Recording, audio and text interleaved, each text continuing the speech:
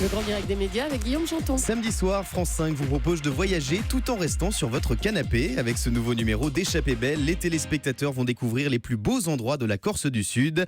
Au programme, visite des grottes de Bonifacio, plongée en Méditerranée et balade sur les marchés d'Ajaccio. Pour parler de ce fabuleux voyage, je reçois l'un des 3 incarnants d'Échappée belle, l'animatrice Sophie Jovillard. Bonjour. Bonjour. Bienvenue sur Europe 1. Alors tout d'abord, est-ce que vous êtes consciente du fait que vous avez le meilleur job au monde, puisque vous êtes payé pour visiter les plus beaux endroits de la planète? Qu'est-ce que vous êtes en train de me dire? Ça voudrait Votre dire que job, c'est mes vacances, je suis payée. en fait. Oui, c'est ça. Je suis payée pour être en vacances. Écoutez, en tout cas, si je vous donne envie de partir en voyage, je veux bien être payée pour ça, puisque c'est vraiment le but d'Échappée belle. Oui, j'ai un job de rêve et croyez-moi, ça fait 12 ans maintenant que je présente Échappée belle et je m'accroche à cette émission parce qu'elle me plaît beaucoup. Je m'amuse beaucoup. Plus sérieusement, c'est aussi excitant qu'on le pense de passer une grosse partie de l'année en tournage à l'étranger, où c'est parfois difficile d'être loin de la France. Mais non, écoutez, pas du tout. C'est vraiment un plaisir. Moi, je voulais travailler pour France 5 et je voulais travailler sur un magazine de voyage. Donc, je suis absolument comblée par cette belle aventure. Je ne m'attendais pas à ce que cette aventure dure 12 ans, pour être très honnête avec vous.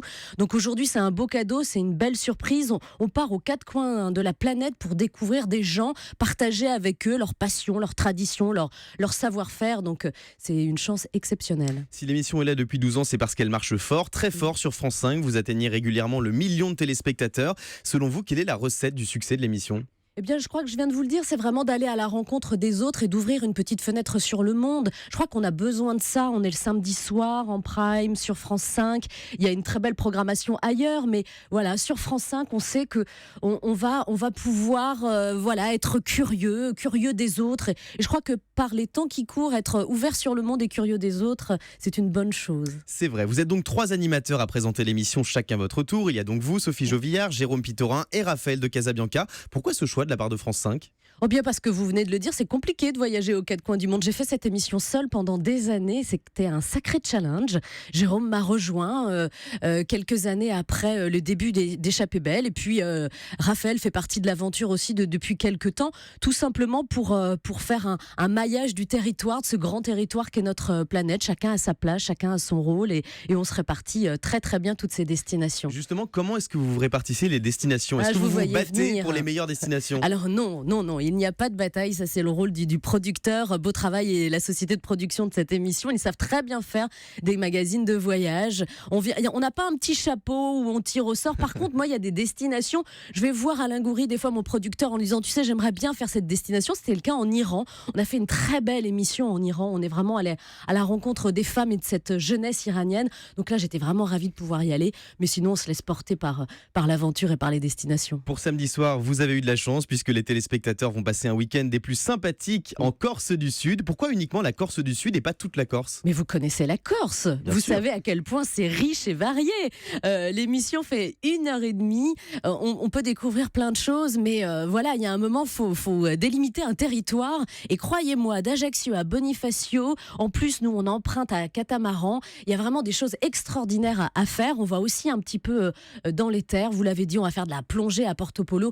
Il y a en 1h30, je crois qu'on aurait pu encore rajouter plein de choses tout en restant dans cette Corse du Sud. Mais rassurez-vous, on va revenir en Corse. Le Cap Corse est peut-être au programme prochainement. Le reportage s'appelle Week-end en Corse du Sud, mais j'imagine que vous mettez bien plus d'un week-end pour mettre en boîte une émission. 1h30 d'émission. Oui, exactement. On met 10 jours pour vous raconter un peu les coulisses du tournage. 10 jours qui sont vraiment intensifs. Il y a 2 équipes qui travaillent en parallèle. Une équipe qui est avec moi et une équipe qui s'occupe des reportages de l'émission. Mais en effet, à l'antenne, ça donne là, en tout cas, des conseils pour un week-end en Corse. Alors c'est un week-end bien chargé, vraiment condensé. On a ce rôle prescripteur, donc on est là pour vous donner des idées de découverte et de balade, mais bien évidemment pour faire cette émission, il nous faut du temps parce qu'il y a du montage ensuite derrière. Vous connaissez tout ça, mais ce temps on le prend pour faire une belle émission. C'est un luxe d'avoir 10 jours aujourd'hui pour faire un reportage. Fiers. Oui, mais alors 10 jours, quand vous êtes à l'autre bout de la planète, croyez-moi, ce n'est pas un luxe et les journées sont très très remplies. Et puis tout le monde met à la main, à la pâte. On a des équipes qui sont très motivées et c'est ça aussi qui fait le charme de cette émission. C'est pas parce que Jérôme, Raphaël et moi sommes à l'antenne qu'il faut oublier les équipes qui sont derrière, parce que c'est un sacré barnum à organiser. Vous avez un rôle éditorial également dans la préparation de l'émission? Alors il y a vraiment un travail d'équipe. La production s'occupe du choix des destinations et de l'organisation des émissions, l'organisation dimension logistique, ce qui est très important aussi pour cette émission.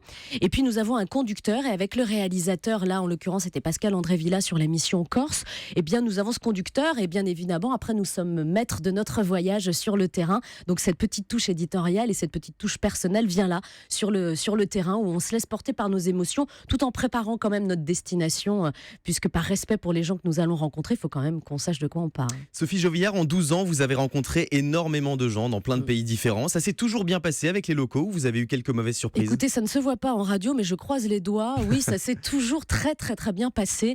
Je crois que les gens sont curieux de parler d'eux et de parler d'eux par le prisme de la découverte. Et on y va avec beaucoup de bienveillance et de sourire. Donc non, il n'y a jamais eu de problème. On nous accueille vraiment à bras ouverts. Les équipes travaillent énormément pour expliquer notre émission en amont lorsqu'on arrive. On n'a pas de repérage en amont. Donc quand on vient, tout est bien cadré. Mais parce que c'est bien cadré, on peut se permettre après quelques libertés sur le terrain. C'est ce qui fait le charme aussi de notre voyage. Et c'est vraiment un bonheur parce qu'on partage des tranches de vie. On va chez les gens, on partage des fois leur intimité, leur foyer, leur table. Et ça donne lieu des fois à des moments vraiment très très émouvants.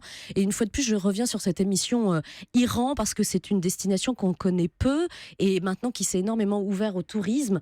Et c'est vraiment très très touchant une fois de plus de voir tous ces jeunes et ces femmes qui ont très envie de vous accueillir et vraiment de vous parler de leur destination. Et ça m'avait particulièrement touchée. Oui. Vous êtes un visage fort de France 5, Sophie Jovillard, puisqu'en plus d'Échappée Belle, on vous retrouve régulièrement dans La Quotidienne. Vous continuez ces deux émissions la saison prochaine? Alors, Échappée Belle, oui, je continue. L'aventure de La Quotidienne s'arrête pour moi, parce que l'émission, je crois pas, ne s'arrête pas, elle, mais mon aventure, elle, s'arrête. Donc, ça veut dire que je suis complètement disponible pour d'autres projets. Vous auriez envie de quoi sur France 5 ou sur le service public en général? France 5, je suis vraiment comblée avec Échappée Belle. Je fais aussi un autre programme qui est diffusé pour les fêtes de fin d'année, qui s'appelle Les Trésors. France 5, je suis très bien. France 2, si vous voulez, quand vous voulez, à France 2. Pour les après-midi, par exemple France 5 est une très belle chaîne et Échappée Belle est une très belle émission. Moi, je suis vraiment ouverte à tout type de collaboration autour du voyage, de la découverte et des rencontres. Les après-midi de France 2, ça vous dirait? Bon, écoutez, je crois que c'est fait, déjà.